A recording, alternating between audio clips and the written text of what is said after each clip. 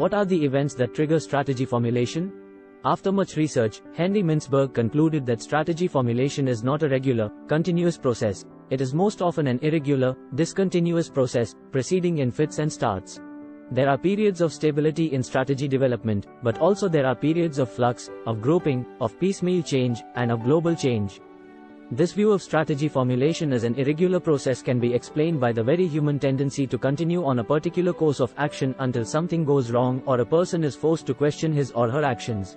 This period of strategic drift may result from inertia on the part of the organization, or it may reflect management's belief that the current strategy is still appropriate and needs only some fine-tuning. A triggering event is something that acts as a stimulus for a change in strategy. Some possible triggering events are: new CEO. By asking a series of embarrassing questions, a new CEO cuts through the veil of complacency and forces people to question the very reason for the corporation's existence. External intervention. A firm's bank suddenly refuses to approve a new loan or suddenly demands payment in full on an old one. A key customer complains about a serious product defect. Threat of a change in ownership. Another firm may initiate a takeover by buying a company's common stock. Performance gap. A performance gap exists when performance does not meet expectations. Sales and profits either are no longer increasing or may even be falling.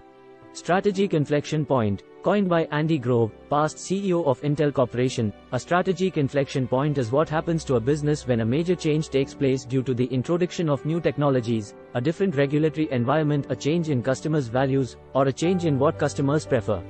What is strategic decision making? A distinguishing characteristic of strategic management is its emphasis on strategic decision making. As organizations grow larger and more complex, with more uncertain environments, decisions become increasingly complicated and difficult to make. What makes a decision strategic? Unlike many other decisions, strategic decisions deal with the long-term future of an entire organization and have three characteristics. Rare. Strategic decisions are unusual and typically have no precedent to follow.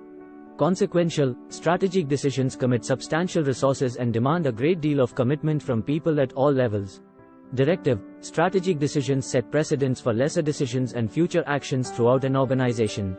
Often, enormous opportunity comes with very large risk for the company. With this we will understand the Mintzberg's modes of strategic decision making. Some strategic decisions are made in a flash by one person, often an entrepreneur or a powerful chief executive officer, who has a brilliant insight and is quickly able to convince others to adopt his or her idea. Other strategic decisions seem to develop out of a series of small incremental choices that over time push an organization more in one direction than another. According to Henry Mintzberg, the three most typical approaches, or modes, of strategic decision making are entrepreneurial, adaptive, and planning. A fourth mode, logical incrementalism, was added later by Quinn. Entrepreneurial mode. Strategy is made by one powerful individual. The focus is on opportunities, problems are secondary. Strategy is guided by the founder's own vision of direction and is exemplified by large, bold decisions. The dominant goal is growth of the corporation. Adaptive mode, sometimes referred to as muddling through, this decision-making mode is characterized by reactive solutions to existing problems, rather than a proactive search for new opportunities. Much bargaining goes on concerning the priority of objectives. Strategy is fragmented and is developed to move a corporation forward incrementally. This mode is typical of most universities, many large hospitals, a large number of governmental agencies, and a surprising number of large corporations. Planning mode. This decision-making mode involves the systematic gathering of appropriate information for situation analysis, the generation of feasible alternative strategies, and the rational selection of the most appropriate strategy. It includes both the proactive search for new opportunities and the reactive solution of existing problems. Logical incrementalism, a fourth decision-making mode, can be viewed as a synthesis of the planning, adaptive, and, to a lesser extent, the entrepreneurial modes. In this mode, top management has a reasonably clear idea of the corporation's mission and objectives, but, in its development of strategies, it chooses to use an interactive process, in which the organization probes the future, experiments, and learns from a series of partial, incremental, commitments rather than through global formulations of total strategies. Thus, although the mission and objectives are set, the strategy is allowed to emerge out of debate, discussion, and experimentation. This approach appears to be useful when the environment is changing rapidly and when it is important to build consensus and develop needed resources before committing an entire corporation to a specific strategy. Strategic decision-making process, aid to better decisions. Good arguments can be made for using the entrepreneurial, adaptive modes, or logical incrementalism approaches in certain specific situations. In most situations, the planning mode, which includes the basic elements of the strategic management process, is a more rational, better tested, and more complete method for making strategic decisions.